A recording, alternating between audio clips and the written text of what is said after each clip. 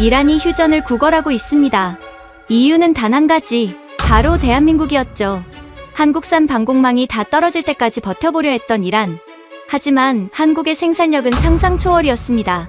아랍에미리트, 사우디 등 중동 전체가 한국산 방공망으로 무장하기 시작했고 힘이 다 떨어진 이란은 결국 휴전을 구걸할 수밖에 없었죠. 도대체 무슨 일이 벌어진 걸까요? 이란이 휴전 선언을 한 진짜 이유, 지금 시작합니다. 사흘 전 세계 최대 규모의 석유 저장 시설 3곳이 동시에 화염에 휩싸였습니다. 피해액만 추산 2조 원. CNN은 긴급 속보를 띄웠고 브렌트유 선물 가격은 개장과 동시에 18% 폭등했습니다. 그런데 이상한 점이 있었어요. 아부다비에는 러시아가 자랑하는 S-400 조기 경보 레이더가 깔려 있었습니다. 미국이 세계 최강이라 떠드는 패트리어트 팩3 MSE-4대도 실전 배치 상태였죠. 수조 원어치 방공망이 겹겹이 둘러싸고 있었는데 도대체 어떻게 2천만 원짜리 합판 드론대에 뚫린 걸까요? 저는 그 이유가 알고 싶었습니다. 아니, 알고 싶은 정도가 아니었어요. 반드시 밝혀내야만 했습니다. 저는 타리크 알 만수리, UAE 최고 군사위원회 전략국장입니다. 영국 샌더스트 육군사관학교를 졸업하고 23년간 이 나라의 안보를 설계해 온 사람이에요. 그날 밤, 저는 지하 벙커에서 직속 부관에 피를 두 손에 묻힌 채 서 있었습니다. 수조 원을 쏟아부은 최첨단 하늘이 왜 우리를 지켜주지 못했는지 그 답을 찾기 위해 제가 택한 길은 누구도 예상하지 못한 방향이었습니다. 그날 밤으로 돌아가겠습니다. 2025년 3월 12일, 현지 시각 새벽 2시 47분이었어요. 저는 수도방위 사령부 지하 벙커에서 야간 당직 브리핑을 받고 있었습니다. 커피를 한 모금 마시려는 순간 벙커 전체가 울렸어요. 진동이 아니었습니다. 소리였어요. 수백 개의 프로펠러가 동시에 돌아가는 둔탁한 웅웅거림이 콘크리트 벽을 뚫고 들어왔습니다. 관제장교 사이드 알카아비 대위가 레이더 스크린 앞에서 벌떡 일어났어요.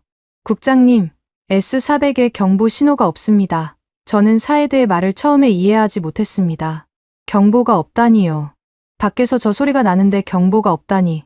그게 말이 됩니까? 스크린으로 달려갔어요. 파란 화면에 하얀 글씨로 이렇게 떠 있었습니다. 적기 없음.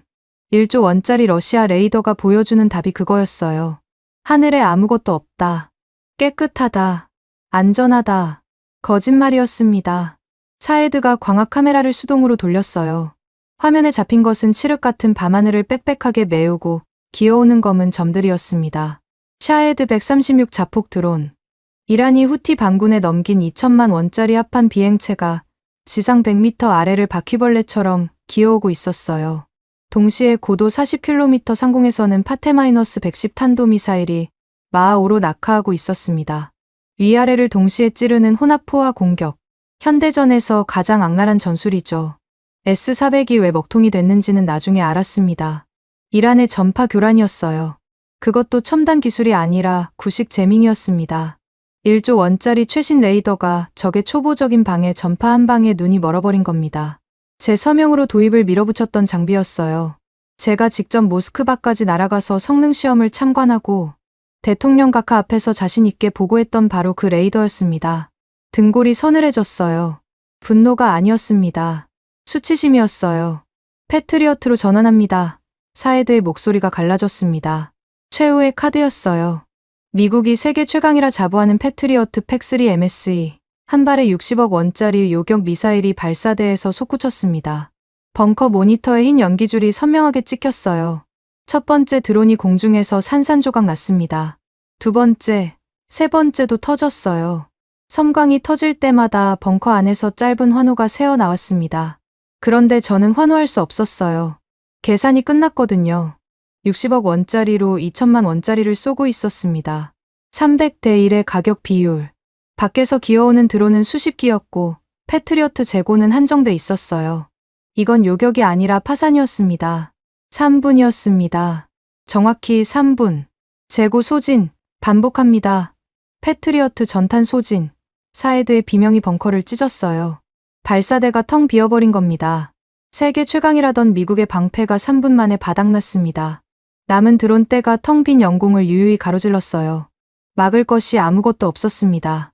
첫 번째 자폭 드론이 루아이스 정유단지 3번 저장 탱크에 꽂혔습니다. 시뻘건 불기둥이 밤하늘을 갈랐어요. 이어서 두 번째, 세 번째, 연달아 폭발음이 터졌습니다. 벙커 천장에서 콘크리트 가루가 비처럼 쏟아졌어요. 형광등이 깜빡이더니 전이 나갔습니다. 비상 조명만 시뻘겋게 남았어요. 그때 자이드가 뛰쳐나갔습니다. 제 직속 부관이었어요.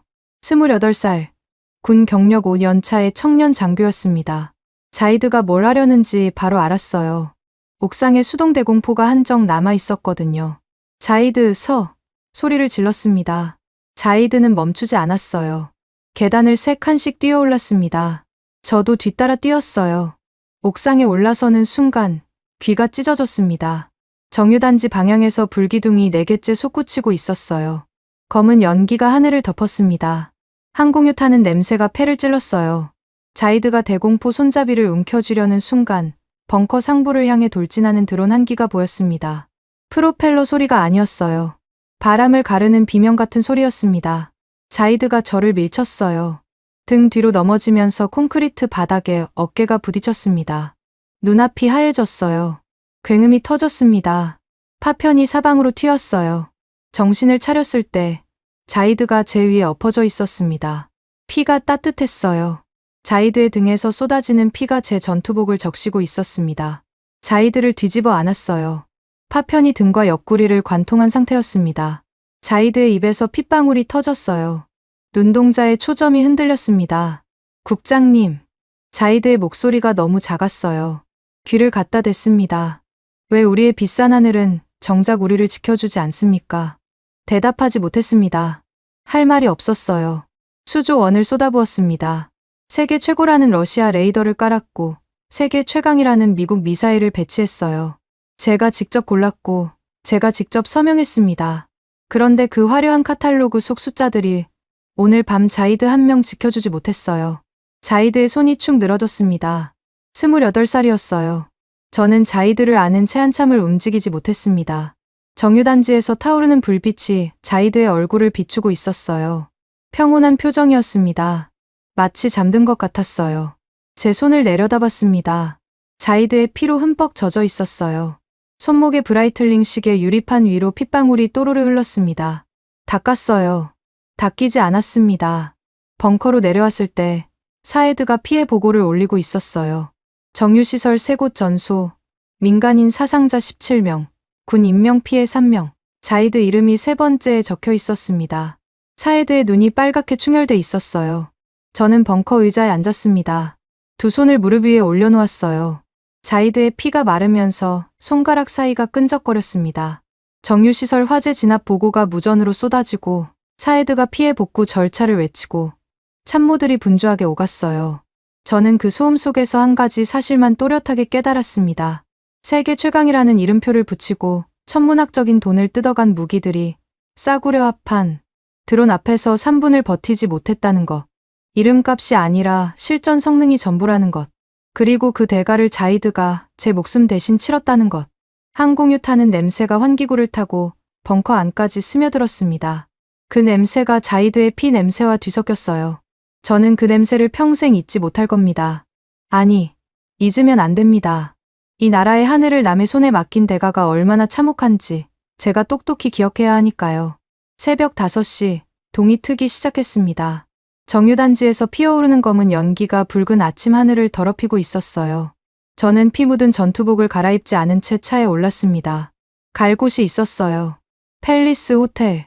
미국 레이시온의 중동 총괄 부사장 리처드 벤스가 묵고 있는 스위트룸이었습니다. 부하의 피가 마르지도 않은 이 손으로 그자의 면상을 직접 마주해야만 했어요. 팰리스 호텔 로비에 들어서자 향수 냄새가 코를 찔렀습니다. 자이드의 피 냄새가 아직 전투복 깃에 배어 있었는데 이 호텔은 꽃과 향료와 에어컨 바람으로 가득했어요. 별세계였습니다. 불과 30분 거리에서 정유시설이 타고 있다는 사실이 믿기지 않았어요. 로비 직원이 제 행색을 보고 움찔했습니다. 피 묻은 전투복에 먼지투성이 군화를 신은 군 장성이 새벽 6시에 특급 호텔을 걸어 들어왔으니까요. 엘리베이터를 탔습니다. 23층 스위트룸. 리처드 벤스의 방이었어요. 레이시온 중동 총괄 부사장. 미국 방산업계에서 그 이름 3글자면 중동의 어떤 국방장관이든 전화를 받았습니다.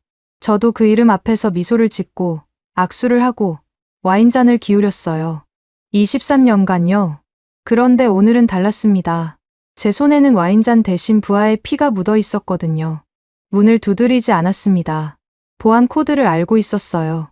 이 호텔의 VIP층은 UAE 군사위원회 직할관리구역이었거든요. 문이 열렸습니다. 리처드가 퍼팅을 하고 있었어요. 처음에는 제 눈을 의심했습니다. 바닥에 인조 잔디가 깔려 있었어요. 톰 포드 향수 냄새가 방 전체를 감싸고 있었습니다.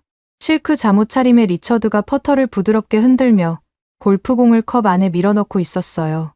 창밖으로 루아이스 방향의 검은 연기가 선명하게 보였습니다. 저 연기 밑에서 자이드가 죽었어요. 소방관들이 아직도 불을 끄고 있었습니다.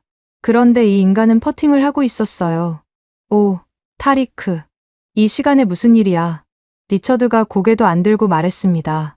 퍼터에서 손을 떼지 않았어요. 골프공이 또르르 굴러가 컵 안에 떨어지는 소리가 났습니다. 딸깍. 그 소리가 이상하게 크게 들렸어요. 제 주먹이 떨렸습니다. 밤새 무슨 일이 있었는지 알고 있겠지. 제 목소리가 낮게 깔렸어요. 리처드가 그제야 고개를 들었습니다. 제 전투복을 위아래로 훑어봤어요. 피 자국을 봤을 겁니다. 표정이 변하지 않았어요. 그게 더 역겨웠습니다. 뉴스에서 봤어. 안 됐더군. 안 됐다. 안 됐다고요. 자이드가 죽었고 정유시설 3곳이 전소했고 민간인 17명이 다쳤는데 이 인간의 감시양이 고작 안 됐다였습니다. 리처드가 퍼터를 소파 옆에 기대 놓더니 룸서비스 커피를 한 모금 마셨어요. 여유로웠습니다. 이 여유가 어디서 나오는 건지 저는 잘 알고 있었어요. 우리가 절박할수록 저 인간의 장사가 잘 되니까요. 내일 밤에도 같은 공격이 올 수 있어. 패트리어트 재고가 전부 소진됐다는 건 리처드 당신도 알 텐데. 긴급 보충이 가능한 거야? 아닌 거야? 단도직입적으로 물었습니다. 리처드가 커피잔을 내려놓았어요. 입꼬리가 미세하게 올라갔습니다. 그 미소를 저는 23년간 봐왔어요. 돈 냄새를 맡았을 때 짓는 미소였습니다. 물론 가능하지. 사실 어젯밤 상황을 예상하고 미리 준비해둔 게 있어. 리처드가 소파 테이블 위에 서류 한 뭉치를 툭 던졌습니다. 긴급 인도 조건 계약서라는 제목이 붙어 있었어요.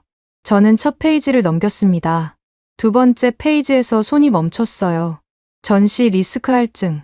평소 단가의 2배, 60억 원짜리 미사일이 120억 원으로 뛰어 있었습니다. 조국의 하늘에 불이 떨어지고 있는 이 순간을 핑계로 가격을 2배 올려 처먹겠다는 거였어요. 페이지를 넘겼습니다. 세 번째 조항에서 눈이 멈췄어요. 향후 10년간 UAE 독자 방공망 입찰 전면 금지. 이유씨 독소 조항이었습니다. 최종 사용자 증명서라는 고상한 이름 뒤에 숨어있는 안보 노예 계약이었어요. 우리 돈으로 산 무기를 어디에 배치할지, 언제 켤지, 누구를 쏠지 전부 미국의 허락을 받아야 한다는 건 이미 알고 있었습니다. 그런데 이제는 아예 다른 나라 무기를 기웃거리지도 말라는 겁니까? 10년간요. TV에서 뉴스가 흘러나왔어요. 영국 제인스 디펜스 특파원의 목소리였습니다. 미국의 무기 수출 통제가 동맹국의 방어 수단이 아닌 경제적 독점의 도구로 변질되었다는 분석이 자막과 함께 흘렀어요. 리처드가 TV를 힐끗 보더니 코웃음을 쳤습니다. 뉴스 따위는 신경도 쓰지 않는다는 표정이었어요. 왜 신경을 쓰겠습니까? 저 뉴스가 맞든 틀리든 우리가 살 수밖에 없다는 걸 저 인간은 알고 있으니까요. 서명은 오늘 중으로 해줘야 해, 타리크. 물량이 한정돼 있거든. 리처드가 만년필을 테이블 위에 올려놓았어요. 몽블랑이었습니다.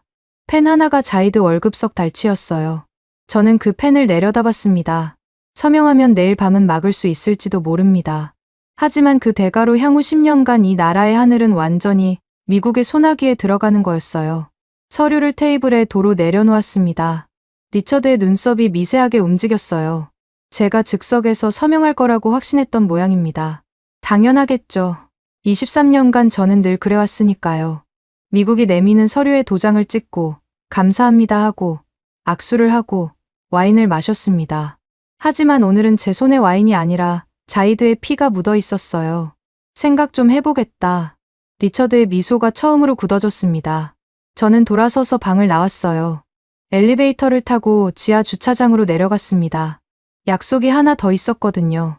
지하 2층 구석, 검은 세단 한 대가 시동을 켜고 대기하고 있었어요.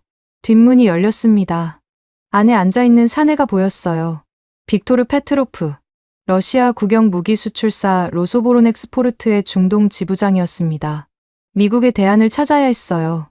리처드의 목줄에서 벗어나려면 다른 선택지가 필요했습니다. 러시아는 늘 미국의 라이벌을 자처해왔죠. S400의 결함은 소프트웨어 문제일 수도 있었어요.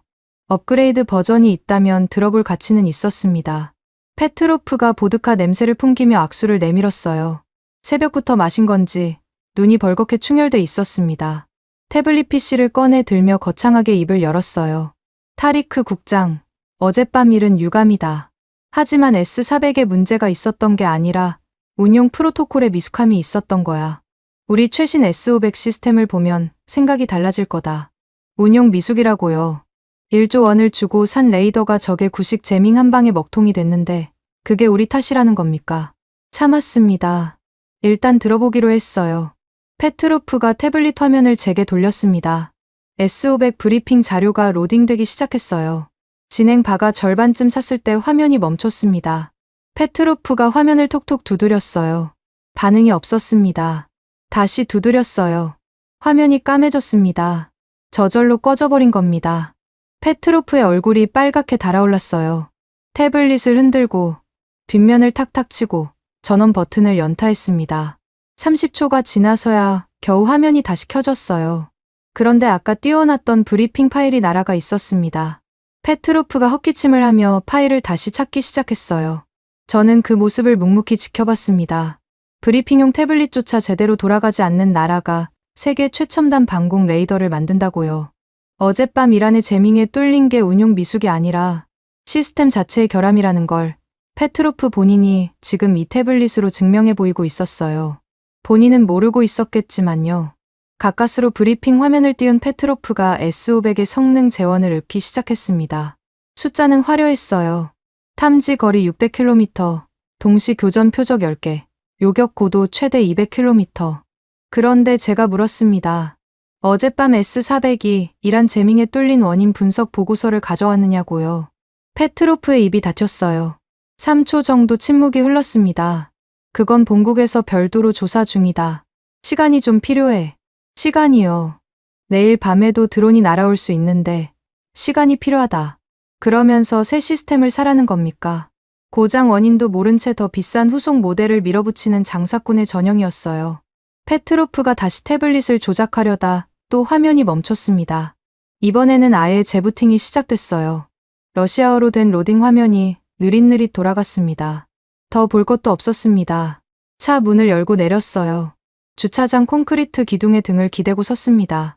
전화기가 진동했어요. 문자 한 통이 떠 있었습니다. 리처드였어요. 러시아 친구를 만나봐야 소용없다는 거 알잖아. 선택지는 하나뿐이야, 타리크. 웃음이 나왔습니다. 씁쓸한 웃음이었어요.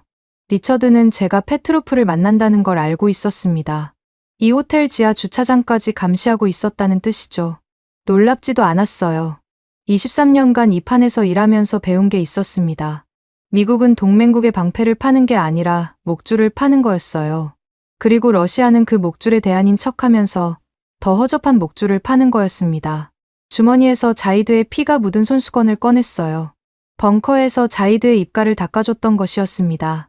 핏자국이 갈색으로 마르고 있었어요. 이 손수건을 들고 리처드의 스위트룸으로 올라가서 서명할 수도 있었습니다. 내일 밤을 넘기려면 그게 가장 빠른 길이었어요.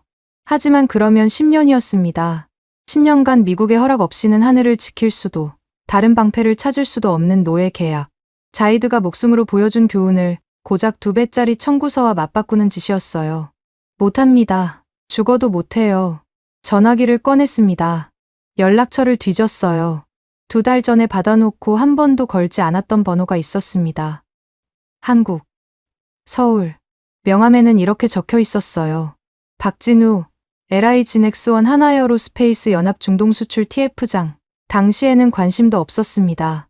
한국이라는 나라가 방공 시스템을 만든다는 건 알고 있었지만 미국과 러시아가 장악한 이 시장에서 한국이 뭘 할 수 있겠습니까?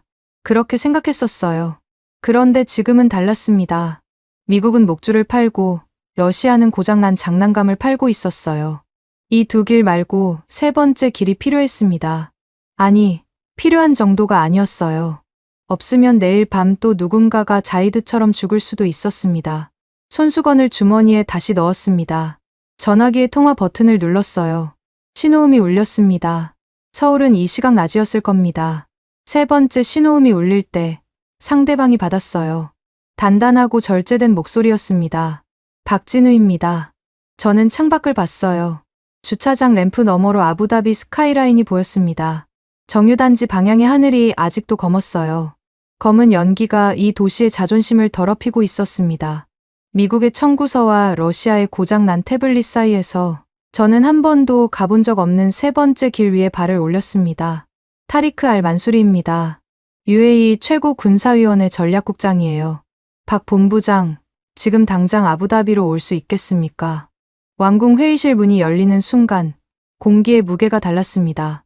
에어컨이 16도로 맞춰져 있었는데도 등줄기에 땀이 흘렀어요. 긴 호두나무 테이블 양쪽으로 군 수뇌부와 강료들이 이미 자리를 잡고 있었습니다. 아무도 말을 하지 않았어요. 테이블 위에는 물잔만 줄지어 놓여 있었는데 아무도 손을 대지 않았습니다. 테이블 상석에 무함마드 빈 자이드 알 나흐얀 대통령이 앉아 계셨어요. 하얀 칸두라 차림의 전통 묵주 미스바하를 오른손으로 천천히 굴리고 계셨습니다. 딸깍, 딸깍, 구슬이 맞부딪히는 소리만 회의실에 울렸어요. 23년간 이분을 모셔왔지만 미스바하 소리가 이렇게 느린 날은 누군가의 목이 날아가는 날이었습니다. 보고하라, 대통령의 첫 마디였어요. 저는 일어섰습니다. 피해 현황부터 시작했어요. 루아이스 정유단지 3개 시설 전소, 추정 피해액 2조 원, 민간인 사상자 17명, 군인 3명 전사. 자이드의 이름을 읽을 때 목소리가 한 번 갈라졌습니다. 참았어요. 여기서 감정을 보이면 안 됐습니다. 제가 보고를 마치기도 전에 만수르 알 다에리 장군이 먼저 입을 열었어요. 합동참모본부 방공사령관. 미국 무기에 대한 맹신으로 똘똘 뭉친 수구, 친미파의 핵심이었습니다. 만수르 장군의 목소리가 회의실을 꽉 채웠어요. 대통령 각하, 패트리어트 재고 소지는 긴급 추가 도입으로 해결할 수 있습니다. 레이시온 측에서 이미 긴급 인도 조건을 제시했어요. 자존심을 버리고 당장 서명해야 합니다. 영공이 빈 채로 하루를 더 넘기면 이란이 어떤 신호로 읽겠습니까? 예상했던 말이었어요. 만수르 장군은 늘 이랬습니다. 문제가 생기면 미국에 더 많은 돈을 쓰는 것이 해결책이라고 믿었어요. 베두인 유목민 출신이라는 콤플렉스가 뼛속까지 박혀 있었거든요. 미제 최첨단 무기가 아니면 서방이 우리를 야만인 취급할 거라는 강박. 그게 만수르 장군을 20년째 미국의 카탈로그 앞에 무릎 꿇게 만들고 있었습니다. 가격은 2배입니다. 제가 끼어들었어요. 만수르 장군이 눈을 치켜떴습니다. 뭐라고? 리처드가 내민 계약서를 봤습니다. 전시 리스크 할증이라는 명목으로 단가가 2배예요. 발당 120억 원. 거기에 향후 10년간 독자 방공망 입찰 전면 금지 조항까지 붙어 있어요. 만수르 장군의 얼굴이 일그러졌습니다. 하지만 금방 표정을 추슬렀어요. 2배면 2배지. 영공이 비어있는 것보다는 낫지 않습니까? 오늘 밤 또 공습이 오면 뭘로 막을 겁니까? 타리크. 그때 테이블 반대편에서 압둘라 알마리 장군이 끼어들었어요. 국방부 재무 및 획득 총괄장관이었습니다. 이 인간은 국방이 아니라 장부를 지키는 사람이었어요. 안경을 치켜 올리며 계산기를 두드리는 신용을 했습니다. 만수르 장군, 감정으로 결정할 문제가 아닙니다. 2배 단가의 10년 독점 계약이면 총 비용이 얼마인지 계산해 보셨습니까? 무바달라 펀드에서 그만한 금액을 국방비로 돌리면 인프라 투자 3개년 계획이 통째로 날아가요. 압둘라 장관의 결론은 더 기가 막혔습니다. 차라리 방어를 축소하고 외교 채널로 이란과 협상하는 게 비용 대비 효율이 높습니다. 방어를 포기하자고요. 정유시설이 불타고 군인이 죽었는데 돈이 아까우니 항복하자는 겁니까? 만수르 장군이 자존심 때문에 미국에 매달리는 거라면 압둘라 장관은 장부 때문에 조국의 하늘을 내다 파는 거였어요. 둘 다 답이 아니었습니다. 미스바하 소리가 멈췄어요. 회의실이 얼어붙었습니다. 대통령이 고개를 들어 저를 봤어요. 아무 말도 하지 않았습니다. 하지만 그 눈빛은 분명했어요. 다른 길이 있느냐고 묻고 있었습니다. 저는 가방에서 바인더 한 권을 꺼냈어요. 아무런 로고도 없는 두꺼운 검정색 바인더였습니다. 레이시온 서류처럼 금박이 박혀있지도 러시아 제안서처럼 화려한 그래픽이 들어있지도 않았어요. 투박했습니다. 그걸 테이블 중앙에 내리꽂았어요. 둔탁한 소리가 회의실에 울렸습니다. 옵션 3점 대한민국입니다. 만수르 장군의 눈이 커졌어요. 압둘라 장관이 안경 너머로 바인더를 내려다봤습니다. 테이블 주위에서 웅성거림이 흘렀어요. 한국이요? 그런 표정들이었습니다. 국장, 농담하는 겁니까? 만수르 장군이 바인더를 집어들었어요. 첫 페이지를 넘기더니 얼굴이 일그러졌습니다. 천궁2, 그건 알고 있어요. 중거리 지대공 미사일이죠. 그런데 이건 뭡니까? 장군의 손가락이 두 번째 항목을 가리켰어요. 비오 복합 30mm 쌍열 자주대공포였습니다. 미사일 시대의 대공포라고, 그것도 30mm짜리. 내 조국의 하늘을 이런 고철로 지키자는 겁니까? 만수르 장군이 바인더를 테이블 위에 내동댕이 쳤어요. 페이지가 펄럭였습니다. 장군의 얼굴이 빨갛게 달아올랐어요. 굴욕감이었을 겁니다. 미국의 패트리어트도 못 막은 하늘을 한국 대공포로 막겠다니, 장군으로서는 자존심이 갈갈이 찢어지는 느낌이었겠죠? 저는 주머니에서 녹음기를 꺼냈습니다. 이틀 전에 준비해둔 것이었어요. 재생 버튼을 눌렀습니다. 회의실 스피커에서 거친 숨소리가 흘러나왔어요. 갈라진 목소리였습니다. 어젯밤 공습에서 살아남은 루아이스 레이더 기지 대원의 육성이었어요. 폭발음과 경보음 사이로 끊어지는 비명 같은 목소리가 회의실을 메웠습니다. 응답하라. 본부, S400 다운됐다. 패트리어트 탄 떨어졌다. 제발 쏠 수 있는 무기를 주십시오. 아무거나요. 우리한테 뭐라도 쥐어주십시오. 만수르 장군의 입이 닫혔어요. 압둘라 장관의 계산기가 멈췄습니다. 회의실이 죽은 듯 고요했어요. 녹음 속에서 병사의 흐느낌이 새어나왔습니다. 15초, 20초, 아무도 녹음을 끄라고 하지 않았어요. 저는 녹음기를 꺼지 않은 채 바인더를 다시 펼쳤습니다. 만수르 장군, 대공포가 고철이라고 했습니까? 어젯밤 저 병사들은 그 고철이라도 있었으면 살 수 있었어요. 60억 원짜리 패트리어트가 3분 만에 바닥나는 동안 2천만 원짜리 드론은 끝없이 밀려왔습니다. 우리에게 필요한 건 발당 120억 원짜리 미사일이 아니라 저놈의 합한 드론대를 갈아 마실 수 있는 현실적인 방패예요. 바인더의 세 번째 페이지를 펼쳤어요. 한국 박진우 본부장이 보내온 확약서 2장이 들어 있었습니다. 첫 번째, 3개월 내 현장 전력화. 미국이 이연 납기를 들이미는 동안 한국은 3개월 안에 실전 배치를 완료하겠다고 보증했습니다. 페이지를 넘겼어요. 두 번째, 핵심 기술 100% 이전. 소스코드, 레이더 주파수, 유지보수 매뉴얼 전부를 넘기겠다는 겁니다. 목줄 없이요. 만수르 장군이 코웃음을 치려다 멈칫했어요. 기술 이전이라는 단어가 걸린 겁니다. 미국은 절대 내놓지 않는 것이었거든요. 패트리어트를 사면서도 소스코드는 구경조차 못했습니다. 고장나면 미국 기술자가 올 때까지 멍하니 기다려야 했어요. 저는 바인더에서 마지막 한 장을 꺼냈습니다. A4 용지 한 장짜리 표였어요. 그걸 테이블 위로 밀었습니다. 만수르 장군 쪽으로요. 표가 장군 앞에서 멈췄어요. 패트리어트 팩3 MSE, 발당 60억 원. 천궁2, 발당 15억 원. 4배 차이였습니다. 같은 탄도탄을 요격하는데 4배의 돈을 내고 있었다는 뜻이에요. 리처드의 할증 가격으로 치면 발당 120억 원이니까 8배였습니다. 만수르 장군은 그 표를 내려다보고만 있었어요. 아무 말도 하지 않았습니다. 하지만 압둘라 장관은 달랐어요. 안경을 치켜 올리는 속도가 확 빨라졌습니다. 의자를 끌어당겨 앉으며 표를 집어들었어요. 눈알이 좌우로 빠르게 움직였습니다. 숫자를 읽고 있었어요. 이 인간은 숫자 앞에서만 눈이 빛나는 사람이었거든요. 잠깐, 이 단가가 사실입니까? 타리크? 한국 측 공식 견적서입니다. 실전 배치 포함 단가예요. 압둘라 장관이 표를 내려놓고 천장을 올려다봤어요. 뭔가를 빠르게 계산하는 표정이었습니다. 10초쯤 지났을까요? 장관의 표정이 변했어요. 방금까지 방어를 포기하자던 사람의 얼굴이 아니었습니다. 만수르 장군, 이 숫자가 정확하다면 이야기가 완전히 달라집니다. 미국의 위약금을 전액 물어주고 한국으로 갈아타도 국방 예산이 남아요. 남는 정도가 아니라 이전 예산 대비 40%를 절감할 수 있습니다. 만수르 장군이 믿기지 않는다는 얼굴로 압둘라 장관을 봤어요. 압둘라, 당신 아까 방어를 포기하자고 했잖습니까? 포기하자고 한 게 아니라 미국 가격으로는 감당이 안 된다고 한 겁니다. 이 가격이면 감당이 돼요.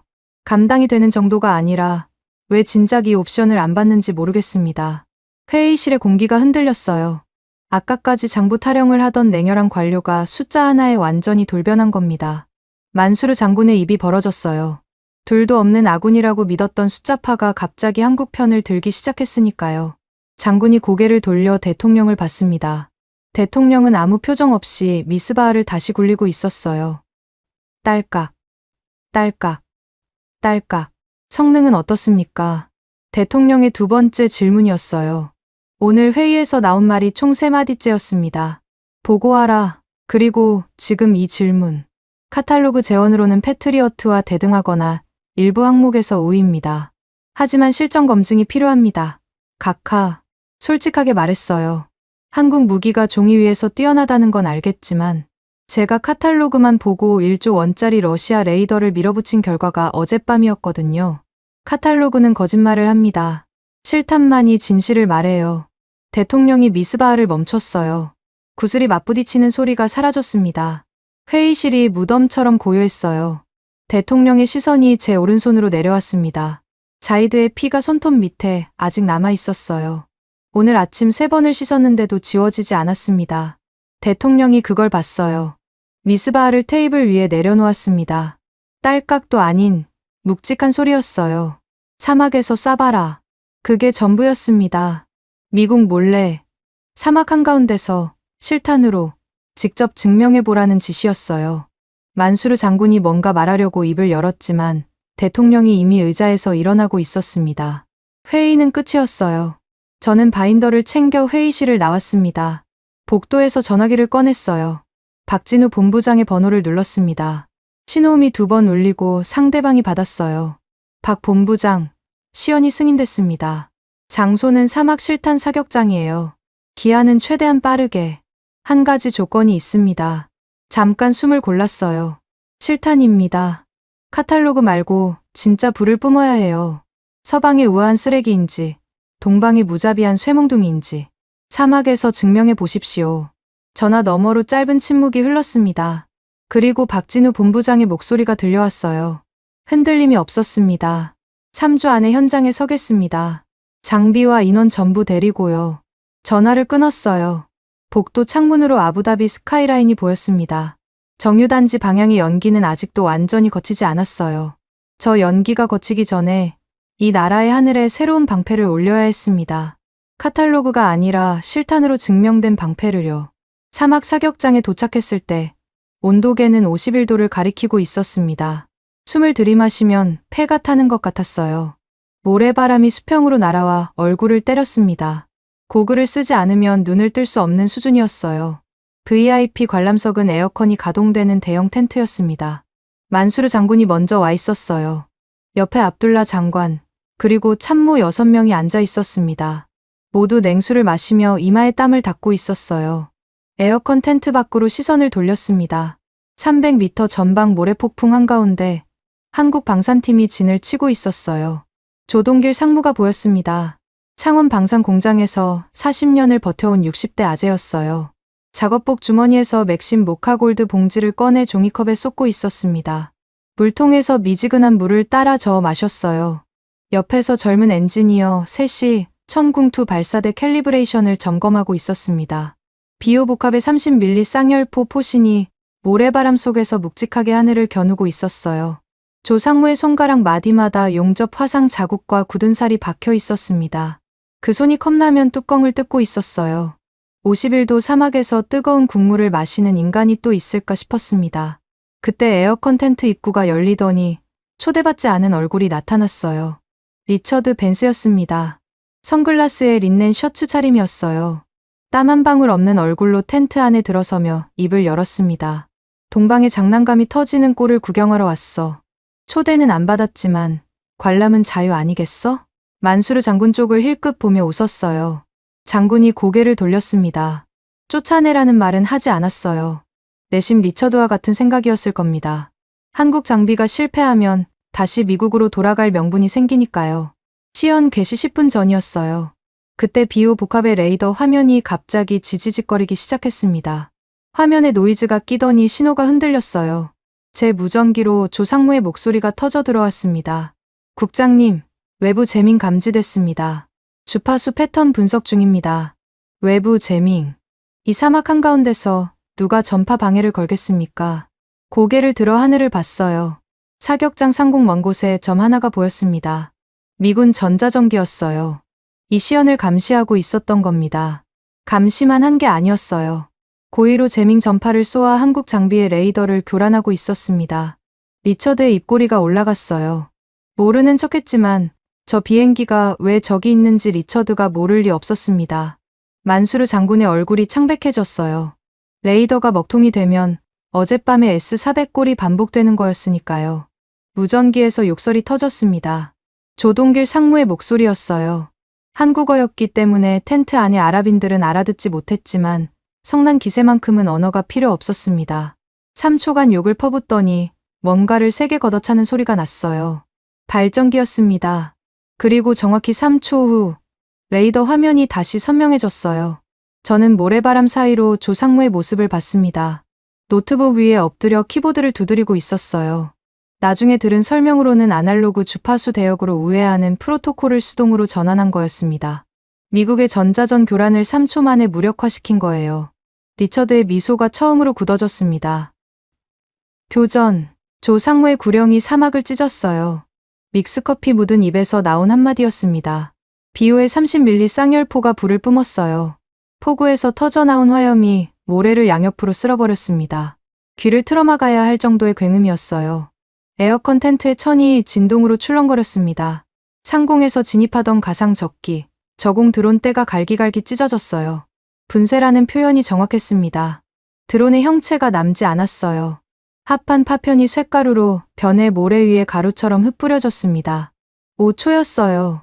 하늘을 뒤덮었던 드론 떼가 5초 만에 전멸했습니다. 만수르 장군이 쌍안경을 들어 올렸어요. 입이 벌어져 있었습니다. 그런데 장군을 진짜 경악하게 만든 건 그 다음이었어요. 분쇄된 파편의 낙하 지점이었습니다. 한 조각도 사격장 외곽의 가상 민가 구역에 떨어지지 않았어요. 요격 궤적 자체를 계산해서 파편이 빈 사막으로만 떨어지도록 타격 각도를 조절한 겁니다. 소름이 돋았어요. 파괴력만 있는 게 아니라 파괴의 방향까지 통제하는 정밀도였습니다. 숨 돌릴 틈도 없었어요. 두 번째 시나리오가 시작됐습니다. 상공 40km에서 이란제 탄도미사일을 모사한 표적이 마하 4 이상의 속도로 낙하했어요. 요격 난이도가 차원이 다른 표적이었습니다. 천궁2 발사대에서 거대한 화염이 솟구쳤어요. 미사일이 하얀 연기줄을 그으며 수직으로 치솟았습니다. 텐트 안의 모니터로 궤적을 추적했어요. 천궁2가 마하 4.5로 상승하다가 갑자기 궤적이 꺾였습니다. 직각이었어요. 90도 가까운 각도로 방향을 틀었습니다. 미사일이 허공에서 직각으로 꺾이는 걸 처음 봤어요. 물리적으로 가능한 건지 의심이 들 정도였습니다. 섬광이 터졌어요. 표적의 탄두 부분이 증발했습니다. 직격이었어요. 탄두를 스치거나 옆에서 파편으로 맞힌 게 아니라 정면으로 들이받아 증발시킨 겁니다. 잔해조차 남지 않았어요. 텐트 안이 잠깐 고요했습니다. 그리고 텐트 문이 거칠게 열렸어요. 사에드 알카아비 대위가 뛰어들어왔습니다. 땀이 비 오듯 쏟아지고 있었어요. 군복이 흠뻑 젖어 있었습니다. 손에 들린 종이 뭉치가 바들바들 떨리고 있었어요. 사에드가 만수르 장군 앞까지 걸어갔습니다. 아무 말 없이 종이 뭉치를 장군의 테이블 위에 내려놓았어요. 내려놓았다기보다는 내동댕이 쳤다는 표현이 맞겠습니다. 둔탁한 소리가 났어요. 로우 데이터 로그였습니다. 레이더 통제 시스템이 자동으로 기록하는 순수한 기계의 기록이에요. 조작이 불가능합니다. 사에드가 숨을 헐떡이며 말했어요. 표적 100개, 명중 100개, 로우 데이터입니다. 장군님, 기계는 거짓말을 하지 않습니다. 108, 100중, 시연용으로 세팅된 표적이 아니라 실전과 동일한 조건에서 발사된 100개의 표적을 단 한 발도 놓치지 않았다는 뜻이었어요.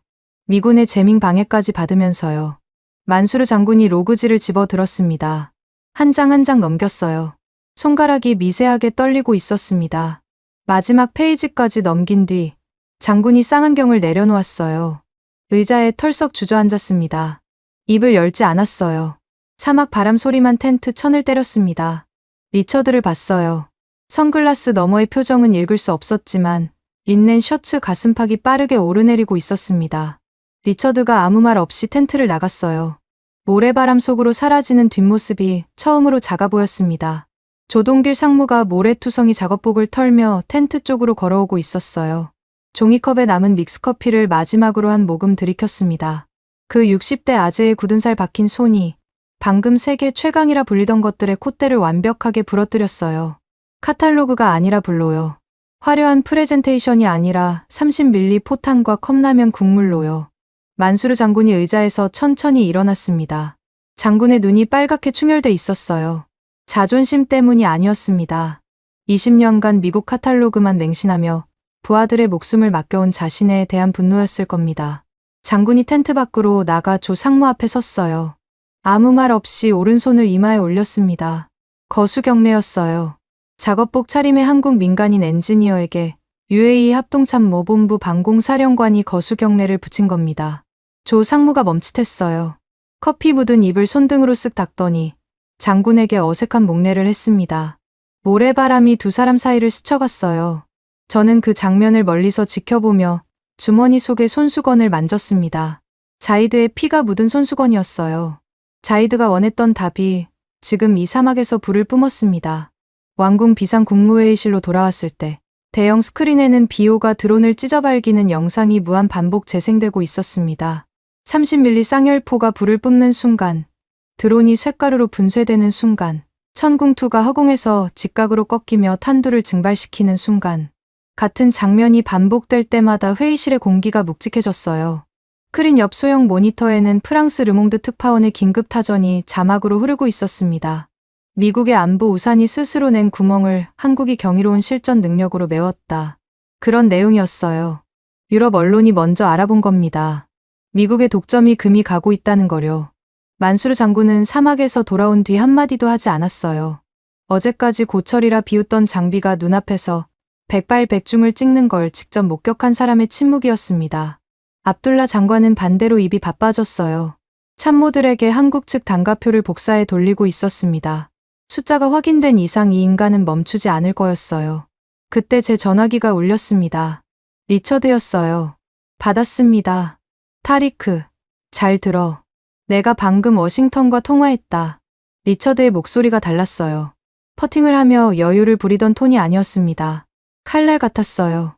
상원 군사위원회 스털링 위원장 명의로 공식 경고가 나갔어. UAE가 한국 방공 체계를 도입할 경우 F-16 전투기 부품 공급을 즉각 중단하고 레이더 연동 코드를 동결한다. 너도 알잖아, 타리크. 우리 F-16 없이 너희 공군이 뭘 할 수 있는지. 전화를 끊지 않았어요. 리처드의 숨소리가 들렸습니다. 승리를 확신하는 숨소리였어요.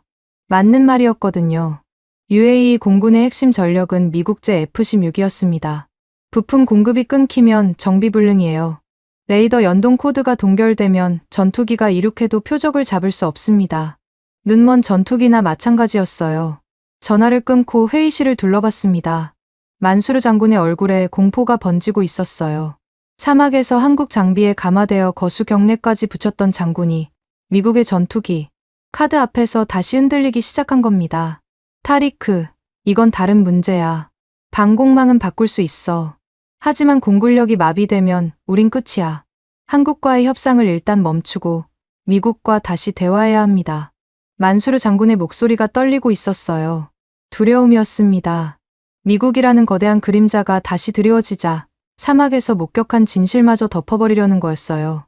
저는 책상을 내리쳤습니다. 물잔이 쓰러졌어요. 물이 테이블 위로 번졌습니다. 회의실이 얼어붙었어요. 만수르 장군, 부품 없어서 날지 못하는 전투기보다 당장 오늘 밤 불타 없어질 조국의 심장이 먼저입니다. 미국 눈치를 보느라 불타는 영공을 방치한다면 그건 방어 포기가 아니라 매국이에요. 제 목소리가 회의실 벽에 부딪혀 올렸습니다. 만수르 장군의 입이 닫혔어요. 매국이라는 단어가 장군의 얼굴에 핏기를 빼앗아갔습니다. 저는 가방에서 서류를 한 뭉치 꺼냈어요. 한국의 박진우 본부장이 사전에 준비해 보내준 문서였습니다. 대체 부품 긴급 수급 방안과 핵심 기술 100% 이전 보장안이 담겨 있었어요. 미국이 F-16 부품을 끊더라도 한국과 유럽, 협력사를 통해 대체 부품을 확보할 수 있는 경로가 상세하게 적혀 있었습니다. 게다가 장기적으로는 정비 기술 자체를 UAE에 이전하겠다는 로드맵까지요. 서류를 테이블 위에 배포했어요. 참모들이 한 장씩 집어들었습니다. 압둘라 장관이 가장 빨랐어요. 첫 페이지를 넘기자마자 계산을 시작했습니다. 이 인간의 계산 속도는 인정해야 했어요. 2분도 안 걸렸습니다. 타리크, 이 수치가 맞다면 미국의 위약금을 전액 물어줘도 국방 예산이 남습니다. 남는 정도가 아니에요. 패트리어트 유지 비용, F-16 부품 독점 마진, EUC 관리 수수료. 이걸 전부 합산하면 우리가 매년 미국에 갖다 바치는 숨겨진 비용만 수조 원이에요. 한국으로 전환하고 위약금을 내고도 오히려 연간 40% 가까이 절감됩니다. 압둘라 장관이 안경을 벗었어요. 이 인간이 안경을 벗는 걸 처음 봤습니다. 눈을 비비더니 다시 쓰고 서류를 내려다봤어요. 믿기지 않는다는 표정이었지만 숫자는 거짓말을 하지 않았습니다. 미국의 위약금 내고 갈아타는 게 미친 짓이 아니라 지금까지 미국에 매달린 게 미친 짓이었다는 얘기 아닙니까? 압둘라 장관의 말에 회의실이 술렁였어요. 아까까지 방어를 포기하자던 장부의 화신이 이제는 미국과의 결별을 가장 먼저 주장하고 있었습니다. 숫자가 사람을 바꾸는 순간이었어요. 대통령이 테이블 위를 내려다보고 있었습니다. 제 전투복 소매를 보고 있었어요. 자이드의 피가 마르면서 갈색으로 변한 얼룩이 아직 남아 있었거든요. 세탁하지 않았습니다. 일부러요. 이 얼룩이 지워지기 전에 결정이 나야 했어요. 대통령이 고개를 끄덕였습니다. 느리게, 한 번. 그리고 입을 열었어요. 건방진 놈들. 회의실이 멈췄습니다. 대통령의 눈에 불꽃이 일었어요. 미스바흐를 집어들지 않았습니다. 결정은 이미 끝났다는 뜻이었어요. 이참에 전투기도 한국산으로 갈아치워라. KF-21. 그거 비행 성능 데이터를 가져와. 만수르 장군의 얼굴이 하얗게 질렸어요. 방공망만 바꾸는 게 아니라 공군 전투기까지 한국으로 전환하라는 지시였습니다. 미국이 전투기 카드로 협박했더니 대통령이 그 전투기마저 갈아엎겠다고 응수한 겁니다. 대통령이 테이블 위에 놓인 전화기를 집어들었어요. 리처드가 보낸 협박 문자가 화면에 떠 있었습니다. 대통령이 삭제 버튼을 눌렀어요. 한 번의 터치로 문자가 사라졌습니다. 그리고 옆에 놓인 계약서를 집어들었어요. 한국과의 직계약 서류였습니다. 펜을 들었어요. 서명란 위에 펜 끝이 닿는 순간 회의실에서 펜이 종이를 긁는 소리만 들렸습니다. 서명이 끝났어요. 대통령이 서류를 테이블 중앙에 내려놓았습니다. 한마디를 더 했어요. 무기상에게 목줄을 내주는 시대는 오늘로 끝이다. 저는 서명된 계약서를 내려다봤습니다. 잉크가 마르고 있었어요. 이 종이 한 장이 23년간 이 나라를 옥죄어온 사슬을 끊어버린 겁니다. 미국의 허락 없이는 하늘을 지킬 수도, 방패를 고를 수도 없었던 안보 하청 국가의 시대가 끝난 거였어요. 주머니 속 손수건을 만졌습니다. 자이드의 피가 묻은 천이 거칠게 손끝에 걸렸어요. 자이드가 물었던 질문에 대한 답이 이제야 만들어지기 시작했습니다. 우리의 비싼 하늘이 우리를 지켜주지 못한 이유는 그 하늘이 진짜 우리 것이 아니었기 때문이에요. 남이 팔아준 우산이었거든요. 빌려 쓰는 우산은 비가 세게 오면 주인이 뺏어갑니다. 이제 우리 것을 짓기로 했습니다. 사막에서 불을 뿜어 증명해 보인 그 방패를요. 남의 허락이 필요 없는 마스터키가 우리 손에 있는 철옹성을요. 회의실을 나와 복도에서 전화기를 꺼냈어요. 박진우 본부장에게 한 통을 걸었습니다. 신호음이 한 번 울리고 바로 받았어요. 박 본부장, 서명 끝났습니다. 직계약이에요. 그리고 하나 더 있습니다. 잠깐 뜸을 들였어요. KF-21 전투기 데이터도 보내주십시오. 대통령 각하가 직접 요청하셨습니다. 전화 너머로 짧은 침묵이 흘렀어요. 그리고 박 본부장의 숨소리가 한 번 크게 들렸습니다. 놀란 거였을 겁니다. 방공망에 이어 전투기까지. 한국 방산 역사상 이런 규모의 패키지 수출은 전례가 없었을 테니까요. 알겠습니다, 국장님. 장비와 인력, 3주 안에 첫 편대가 현장에 도착하도록 본국에 즉시 보고하겠습니다. 전화를 끊었어요. 복도 창문 너머로 아부다비의 밤하늘이 보였습니다. 정유단지 방향의 연기는 이제 거의 걷혀 있었어요. 하지만 그 하늘은 아직 텅 비어 있었습니다. 3주 안에 저 빈 하늘을 채워야 했어요. 직계약 서명 잉크가 마르기도 전에 첫 번째 보복이 날아왔습니다. 미국이 움직인 거였어요. 글로벌 다국적 화물항공사 4곳이 동시에 한국 방산 물자의 운송 적재를 거부했습니다. 페덱스, DHL, UPS, 카고록스. 전부였어요. 공식적인 이유는 보험 심사 지연이었지만 누가 봐도 워싱턴의 압력이었습니다. 하늘길이 막힌 겁니다. 보고를 받은 순간 다리에 힘이 빠졌어요. 장비가 도착하지 못하면 계약서는 종이 조각이었습니다. 3주라는 시간이 아무 의미 없어지는 거였어요. 리처드가 직접 전화를 걸어왔을 때 저는 이를 악물고 있었습니다. 물류가 좀 막혔다면서. 안 됐네. 타리크. 서명은 했는데 물건이 안 오면 어쩌나. 끊었어요. 그 목소리를 1초도 더 듣고 싶지 않았습니다. 박진우 본부장에게 연락했어요. 상황을 설명하는 제 목소리가 처음으로 흔들렸습니다. 계약은 했는데 장비를 실어올 비행기가 없다. 미국이 민간 물류망을 통째로 틀어막았다. 박 본부장은 조용히 듣더니 한마디만 했어요. 24시간만 주십시오. 그리고 전화가 끊겼습니다. 24시간이 뭘 바꿀 수 있겠습니까? 저는 솔직히 반신반의했어요. 민간 항공사 전부가 거부한 상황에서 물류 경로를 새로 뚫는다는 건 불가능에 가까웠거든요. 정확히 22시간 뒤 아부다비 알타프라 군사기지 관제탑에서 연락이 왔습니다. 미식별 대형 수송기가 접근 중이라고요. IFF 코드를 확인한 관제장교의 목소리가 떨렸어요.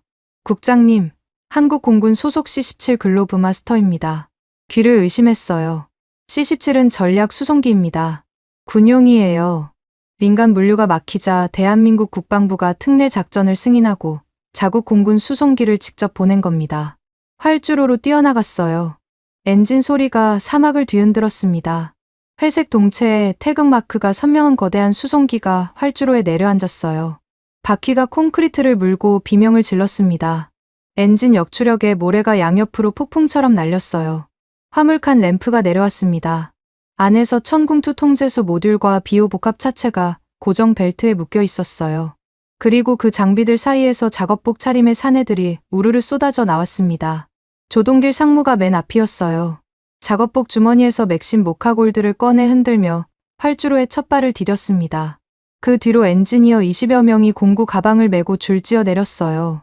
사막 열기에 얼굴을 찡그리면서도 아무도 멈추지 않았습니다. 리처드가 하늘길을 막으면 군용기로 뚫어버린 겁니다. 돈으로 안 되면 근성으로요. 현장 전력과 기지는 수도에서 차로 2시간 거리의 사막 한가운데였어요. 모래밖에 없었습니다. 그늘도 없고 포장도로도 없고 화장실도 없었어요. 낮에는 50도, 밤에는 영하 5도까지 떨어지는 극한의 환경이었습니다. 조동길 상무팀이 도착하자마자 한 일이 있었어요. 텐트를 치기도 전에 천궁투 통제소 전원 케이블을 풀기 시작한 겁니다. 에어컨은커녕 그늘막도 없는 직사광선 아래에서요. 옆에서 지켜보던 UAE 귀족 장교 셋이 어이없다는 표정을 지었어요. 이 사람들은 사막 작전이라고 해도 최소한 에어컨 텐트와 생수 보급이 세팅된 다음에야 움직이는 게 당연한 문화였거든요. 조 상무가 종이컵에 믹스커피를 타서 마시며 발전기를 점검하고 있었어요.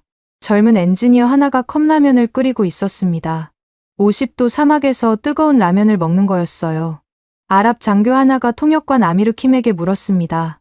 저 사람들은 왜 이 더위에 뜨거운 걸 먹느냐고요. 아미르가 웃으며 대답했어요. 한국 사람들은 힘들 때 뜨거운 걸 먹으면 힘이 난다고 믿습니다. 미신이 아니라 진짜 그렇게 작동해요. 아미르 킴의 역할이 이때부터 빛을 발했습니다. UAE 이민 이점 후 세대인 이 청년은 아랍어와 한국어를 동시에 구사했어요. 뻣뻣한 아랍 군인들의 체면 문화와 한국 엔지니어들의 빨리빨리 쇳물 문화가 충돌할 때마다 아미르가 중간에서 절묘하게 완충 역할을 했습니다. 첫날 밤에는 현지 인력들을 모아할 날 양고기 회식을 열었어요. 한국팀이 소주를 마시고 아랍팀이 민트차를 마시며 모닥불 옆에서 처음으로 어깨를 부딪혔습니다. 그게 시작이었어요. 이틀째부터 분위기가 달라졌습니다. 에어컨 밑에서 탁상공론만 하던 아랍 장교들이 조 상무팀의 철야 작업을 보면서 하나둘 작업복으로 갈아입기 시작한 거예요. 처음에는 어색하게 케이블을 나르다가 사흘째가 되자 직접 삽을 들고 매설 도랑을 팠습니다. 손에 물집이 잡혔어요. 아랍 귀족 장교의 손에 물집이 잡히는 일이 이 나라 군 역사에 있었는지 모르겠습니다. 가장 까다로운 작업이 남아 있었어요. 기존 미제 데이터링크망 해체였습니다. 미국이 깔아놓은 통신 체계를 뜯어내고 한국형 독자 시스템으로 교체해야 했거든요. 미국 기술자들이 이 작업에 최소 수개월이 걸릴 거라고 장담했었어요. 시스템이 복잡하게 얽혀 있어서 한 가닥만 잘못 뽑아도 전체 네트워크가 마비될 수 있다고 겁을 줬습니다. 조 상무가 미제 통신 장비 뒷판을 열었어요. 케이블 다발을 한참 들여다봤습니다. 그리고 한마디 했어요. 이거 우리가 80년대에 쓰던 구조잖아. 그 말이 끝나기 무섭게 엔지니어 셋이 달라붙었습니다. 커넥터를 분류하고 회로도를 그리고 호환 어댑터를 현장에서 제작했어요. 케이블을 하나씩 뽑을 때마다 모니터로 시스템 반응을 실시간 확인했습니다. 미국 기술자들이 수개월이라고 한 작업을 조 상무팀은 3일 만에 끝냈어요. 미제 잭을 뽑아내고 한국형 독자 통제 시스템 잭으로 완전히 갈아 끼웠습니다. 단 한 번의 네트워크 끊김도 없이요. 저도 가만히 앉아 있을 수 없었습니다. 훈장 달린 정복을 벗었어요. 참모가 말렸지만 무시했습니다. 작업복을 빌려 입고 현장에 나갔어요. 조 상무 옆에서 케이블을 날랐습니다. 흙먼지가 얼굴에 달라붙었어요. 손톱 밑에 모래가 꼈습니다. 조 상무가 저를 보더니 종이컵에 믹스커피를 타서 내밀었어요. 아무 말 없이요. 저는 그 커피를 받아 마셨습니다. 달고 뜨거웠어요. 그 순간 조 상무와 제가 나눈 건 커피가 아니라 전우였습니다. 카탈로그를 사이에 두고 흥정하는 상인과 고객의 관계가 아니었어요. 같은 흙을 밟고 같은 땀을 흘리며 같은 하늘을 지키는 사람들이었습니다. 4주가 지났어요. 서방 전문가들이 최소 1년을 예상했던 다층 방어망 통합 전력화가 완료됐습니다. 4주 만에요. 메인 통제실에 전원을 넣는 순간 대형 화면에서 낡은 미제 시스템 로고가 사라졌어요. 그 자리에 아랍어와 한국어가 나란히 적힌 부팅 화면이 선명하게 떠올랐습니다. 조 상무가 묵직한 하드디스크 하나를 제 손에 올려놓았어요. 무게가 상당했습니다. 모든 시스템의 마스터키와 소스코드입니다. 이제부터 이 영공의 방아쇠는 완벽하게 당신들 통제하에 있습니다. 제 손에 쥐어진 하드디스크의 무게가 수조 원어치 미국 계약서보다 묵직하게 느껴졌어요. 미국은 수십 년간 이 소스코드를 절대 내놓지 않았습니다. 고장이 나면 미국 기술자가 올 때까지 기다리라고 했어요. 우리 돈으로 산 무기인데 우리가 열어볼 수 없는 블랙박스였습니다. 한국은 그걸 통째로 넘겼어요. 조건 없이 하드디스크를 가슴에 안았습니다. 이것이 진짜 주권이었어요. 목줄 없는 하늘, 남의 허락이 필요 없는 방패. 자이드가 마지막으로 물었던 질문의 답이 제 두 손 안에 들려 있었습니다. 전력화가 완료된 지 사흘째 되는 날 새벽이었습니다. 잠을 자려고 눈을 감은 지 20분도 안 됐어요. 벙커 비상 전화기가 울렸습니다. 사에드 알카아비 대위의 목소리가 터져 나왔어요. 국장님, 대규모 편대 감지됐습니다. 이란 쪽 방위각에서 접근 중입니다. 규모가 1차 공격 때와 비교가 안 됩니다. 잠이 한 방에 달아났어요. 통제실로 뛰어갔습니다. 대형 스크린에 붉은 점들이 떠오르고 있었어요. 하나, 둘이 아니었습니다. 수백 개였어요. 화면 왼쪽에서 오른쪽으로 밀려오는 붉은 물결이었습니다. 적어도 자폭 드론대와 고고도 탄도미사일이 뒤섞인 혼합화상 공세. 1차 공격 때보다 규모가 서너 배는 됐어요. 반군이 사활을 걸고 총력전을 감행한 겁니다. 한 달 전이었다면 이 순간 저는 공포에 질렸을 겁니다. S-400은 먹통이 됐을 거고 패트리어트는 3분 만에 바닥났을 거예요. 텅 빈 하늘 아래서 정유시설이 불타는 걸 또 지켜봐야 했겠죠. 하지만 지금은 달랐어요. 스크린에 떠있는 시스템 로고가 달랐습니다. 아랍어와 한국어가 나란히 적힌 부팅 화면. 조동길 상무가 제 손에 쥐어준 마스터키로 열리는 시스템이었어요. 전 고도 교전 모드 진입합니다. 사에드의 손이 콘솔 위를 달렸어요. 지난번과 달랐습니다. 떨리지 않았어요. 화면의 표적 할당이 자동으로 시작됐습니다. 저고도 드론대에는 비오 복합이, 고고도 탄도미사일에는 천궁2가 각각 자동 배정됐어요. 시스템이 스스로 위협도를 분석하고 최적의 요격 수단을 매칭하는 겁니다. 사람이 일일이 판단할 필요가 없었어요. 비오가 먼저 불을 뿜었습니다. 30mm 쌍열포의 굉음이 아부다비 밤하늘을 갈랐어요. 사막 시온대와 같은 소리였지만 감각이 전혀 달랐습니다. 훈련이 아니라 실전이었거든요. 저고도로 기어드는 드론대가 비오의 화망에 걸려들었어요. 합판 동체가 쇳가루로 분쇄되며 공중에서 가루가 되어 흩어졌습니다. 한 대, 두 대가 아니었어요. 동시에 수십 대가 화염 속에서 증발했습니다. 사막 시연 때 보았던 5초의 기적이 실전에서 반복되고 있었어요. 천궁2가 이어서 솟구쳤습니다. 하얀 연기줄이 밤하늘에 수직으로 그어졌어요. 고고도에서 낙하하는 탄도미사일을 향해 마하 4.5로 치솟았습니다. 스크린에서 천궁2의 궤적이 꺾이는 게 보였어요. 사막에서 봤던 그 직각 기동이었습니다. 섬광이 터졌어요. 탄두가 증발했습니다. 또 하나가 올라갔어요. 또 섬광이 터졌습니다. 밤하늘이 나처럼 밝아졌어요. 저는 스크린에서 눈을 떼지 못했습니다. 붉은 점들이 하나씩 사라지고 있었어요. 수백 개였던 위협 표적이 빠른 속도로 지워지고 있었습니다. 비호가 아래를 쓸고 천궁이 위를 막고 두 시스템이 하나의 오케스트라처럼 맞물려 돌아갔어요. 저고도와 고고도의 빈틈이 없었습니다. 다층 방어망이라는 말이 이런 뜻이었구나. 처음으로 실감했어요. 요격이 계속됐습니다. 10분, 20분, 30분. 사헤드가 피해 현황을 실시간으로 보고했어요. 지상 피해 없습니다. 파편 낙하 민간 구역 영향 없습니다. 반복합니다. 피해율 0%. 피해율 0%. 단 한 발의 파편도 지상에 허용하지 않았다는 뜻이었어요. 사막 시연대 만수르 장군을 경악하게 만들었던 그 정밀도가 실전에서도 똑같이 작동한 겁니다. 요격한 파편의 낙하 궤적까지 계산해서 빈 사막으로만 떨어지도록 타격 각도를 조절했어요. 파괴력과 정밀도를 동시에 잡는 기술이었습니다. 마지막 드론이 분쇄되고 마지막 탄도탄이 공중에서 증발한 뒤 스크린이 깨끗해졌어요. 붉은 점이 전부 사라졌습니다. 적기 없음.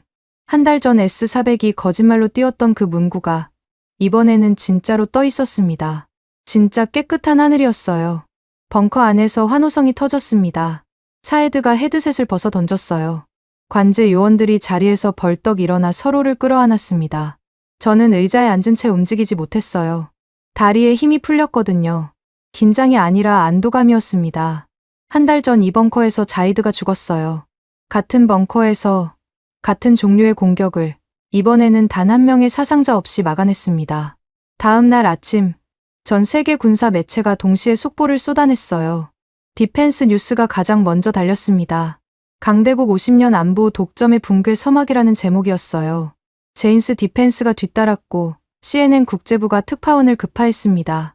수백 기 규모의 혼합 화상 공세를 피해율 0%로 막아낸 건 군사 역사에 전례가 없는 기록이었거든요. 그런데 진짜 지진은 그 다음에 일어났어요. 공격이 끝나고 이틀 뒤 이란 지원 반군 측에서 공식 성명이 나왔습니다. 2주간의 일방적 휴전을 선언한다는 내용이었어요. 사실상 항복 선언이었습니다. 천문학적인 물량을 쏟아부었는데 생채기 하나 내지 못했으니 더 쏘는 건 자기들 재고만 날리는 짓이었거든요. 천궁의 명중률에 경악한 겁니다. 무기가 전쟁을 막은 거였어요. 한 발도 쏘이지 않아서가 아니라 쏜 것을 전부 막아버렸기 때문에 전쟁 자체가 멈춘 겁니다. 저는 이 실전 요격 로그 데이터를 정리하게 했습니다. 표적수, 요격률, 파편 낙하 분포, 시스템 반응 속도, 모든 수치를 기밀 등급으로 분류하고 철통 보안 암호망을 통해 발송했어요. 수신처는 중동 전역의 맹주국 벙커들이었습니다. 사우디아라비아, 카타르, 바레인, 이라크. 같은 위협에 시달리는 형제국들이 이 데이터를 볼 필요가 있었어요. 발송한 지 24시간이 채 안 됐습니다. 다음 날 아침, 집무실 문이 벌컥 열렸어요. 아미르킴이 숨을 헐떡이며 뛰어들어왔습니다. 얼굴이 상기돼 있었어요. 국장님, 사우디 전용기가 알다프라 기지에 착륙했습니다. 칼리드 빈 살만 왕자가 타고 있습니다. 칼리드 빈 살만. 사우디아라비아 국방부 장관이었어요. 리처드에게 10조 원어치 패트리어트를 사기로 해놓고 계약 직전이었던 미국의 최대 고객이었습니다. 그 인간이 예고도 없이 전용기를 돌려 아부다비로 날아온 겁니다. 살만 왕자가 제 집무실 문을 열고 들어왔을 때 손에 든 것이 보였어요. 봉투 하나였습니다. 살만 왕자가 봉투를 제 책상 위에 놓았어요. 안에는 수표 한 장이 들어 있었습니다. 금액란이 비어 있었어요. 백지 수표였습니다. 타리크, 그 영상을 봤다. 피해율 0%. 내 눈으로 확인했어. 리처드와의 협상은 어젯밤에 파기했다. 한국 방산팀과 지금 당장 만나게 해줘. 살만 왕자의 목소리가 떨리고 있었어요. 분노도 아니고 두려움도 아니었습니다. 절박함이었어요. 사우디도 같은 위협에 노출돼 있었거든요. 이란의 드론과 미사일이 사우디 유전을 노리고 있었어요. 미국의 패트리어트로 막겠다고 10조 원을 쓰려던 참이었는데 UAE가 한국 장비로 피해율 0%를 찍는 걸 본 겁니다. 계산이 끝난 거였어요.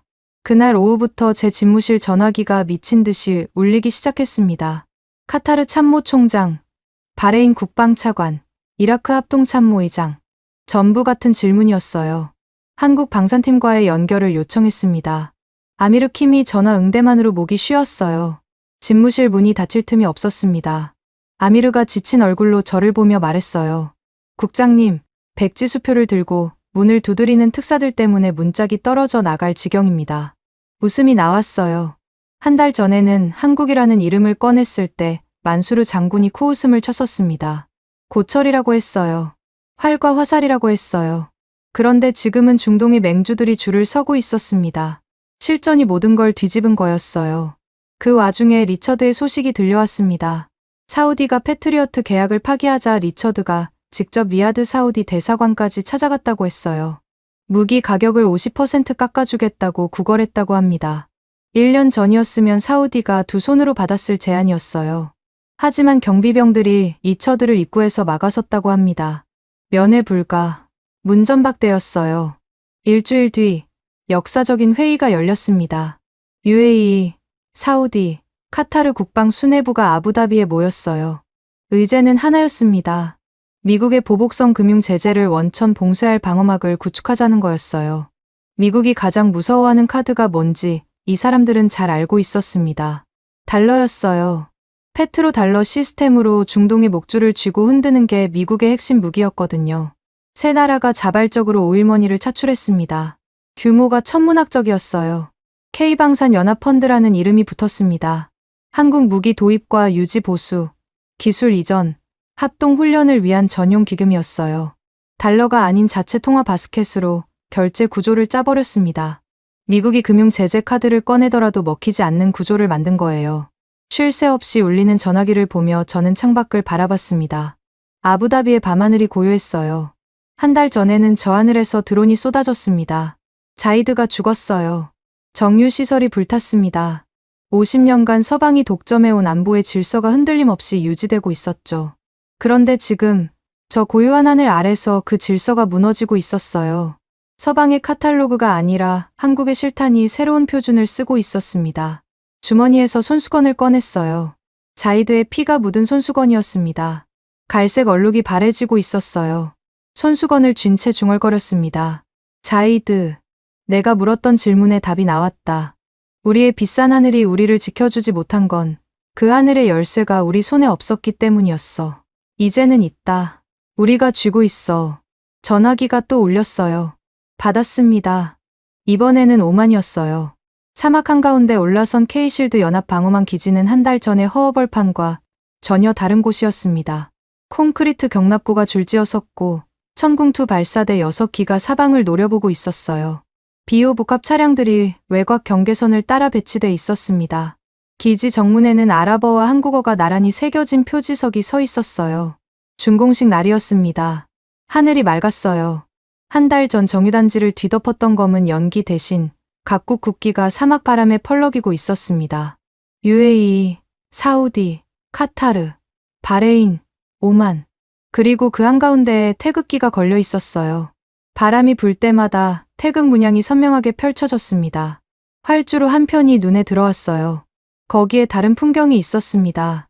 미제 패트리어트 발사대, 4기가 고정 볼트가 풀린 채 수송선 화물칸에 실리고 있었어요. 한때 세계 최강의 방패라 불렸던 장비들이었습니다. 발당 60억 원, 할증 붙으면 120억 원짜리 미사일을 쏘던 발사대가 지금은 고철 취급을 받으며 본국으로 돌아가고 있었어요.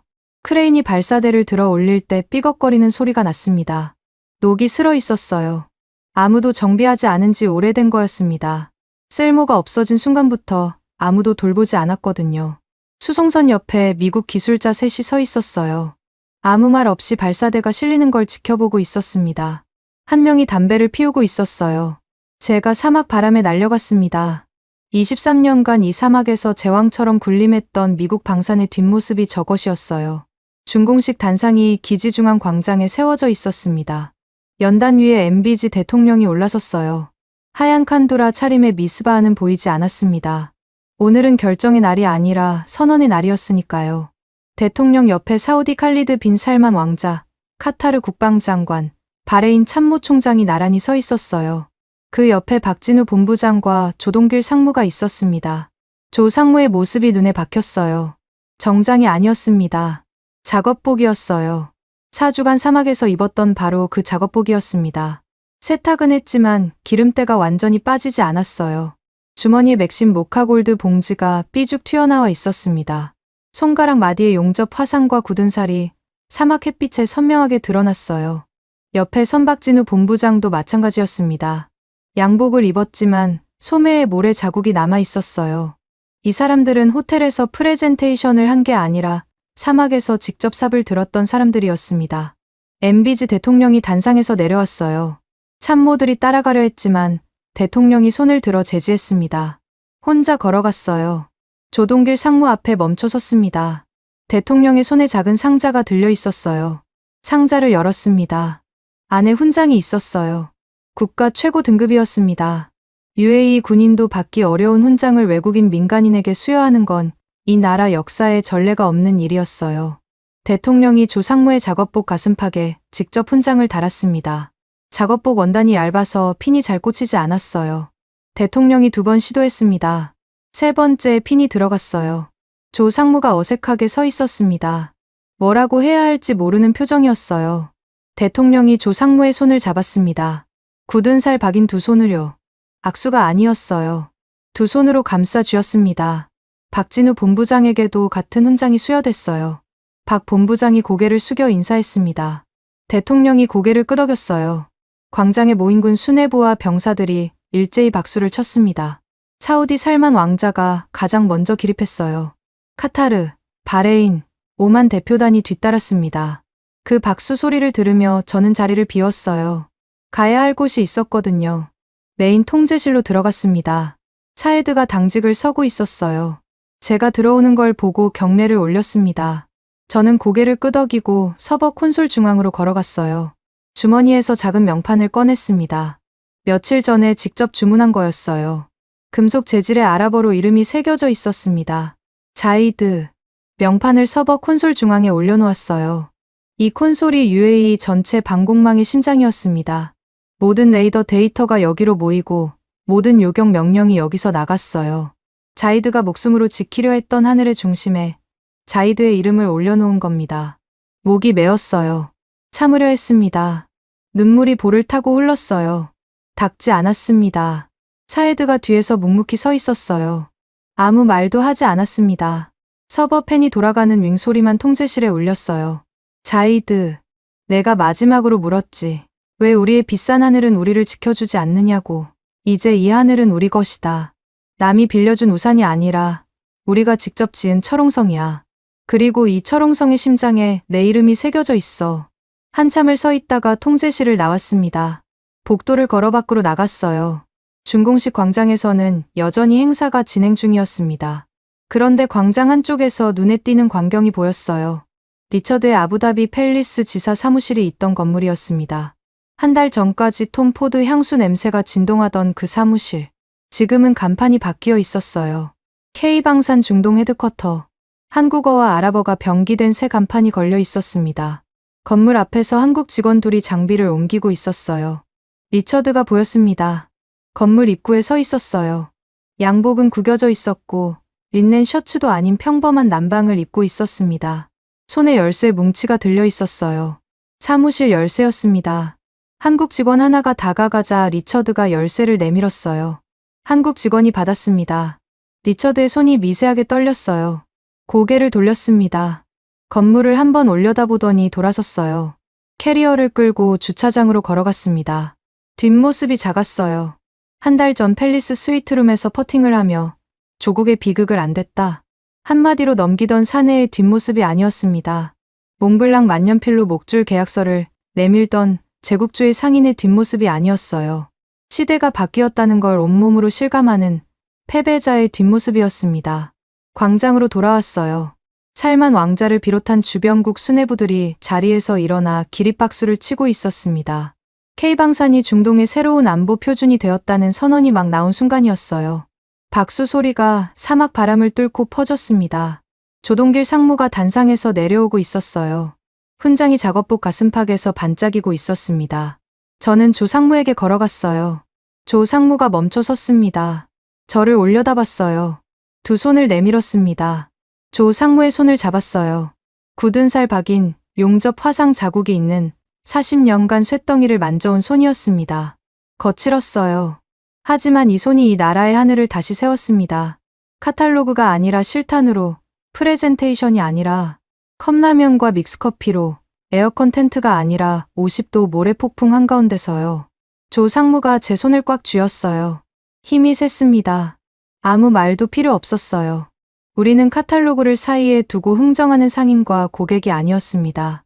피를 나누지는 않았지만 같은 모래를 밟고 같은 위협 앞에 서고 같은 벙커에서 밤을 지새운 전우였어요. 조 상무의 미소가 투박했습니다. 제 미소도 마찬가지였을 거예요. 고개를 들어 하늘을 올려다봤습니다. 사막의 하늘은 끝도 없이 넓었어요. 저 하늘 어딘가에 천궁투의 레이더망이 보이지 않는 그물처럼 펼쳐져 있었습니다. 사막 바람의 태극기와 중동 연합국들의 국기가 나란히 펄럭였어요. 깃발이 펄럭일 때마다 사각사각 소리가 났습니다. 그 소리가 묘하게 평화로웠어요. 주머니에서 손수건을 꺼냈습니다. 자이드의 피가 묻었던 손수건이었어요. 얼룩이 거의 바래져 있었습니다. 하지만 천을 코에 가져가면 아직 희미한 냄새가 남아 있었어요. 항공유와 피가 섞인 그날 밤의 냄새. 저는 이 손수건을 영원히 간직할 겁니다. 우리는 피로써 배웠습니다. 진정한 조국의 하늘은 남이 비싼 값에 빌려주는 우산이 아니라 우리가 스스로 쥐고 있는 철옹성에서 지켜진다는 것을, 그리고 그 철옹성을 함께 지어준 사람들은 화려한 양복을 입은 상인이 아니라 기름때 묻은 작업복을 입고 사막에서 컵라면을 끓이던 사람들이었다는 것을. 하늘이 붉게 물들기 시작했어요. 사막의 석양이었습니다. 천궁투의 발사대 실루엣이 붉은 하늘을 배경으로 선명하게 서 있었어요. 예리한 레이더 안테나가 하늘을 향해 고개를 들고 있었습니다. 저 레이더가 노려보는 한 이 하늘의 불벼락은 다시 떨어지지 않을 겁니다. 이제 이 하늘은 우리 것입니다. 지금까지 여러분의 영원한 말동무, 감동을 더하다 였습니다. 세계를 놀라게 한 대한민국. 다음 영상에서도 계속됩니다. 좋은 하루 되세요.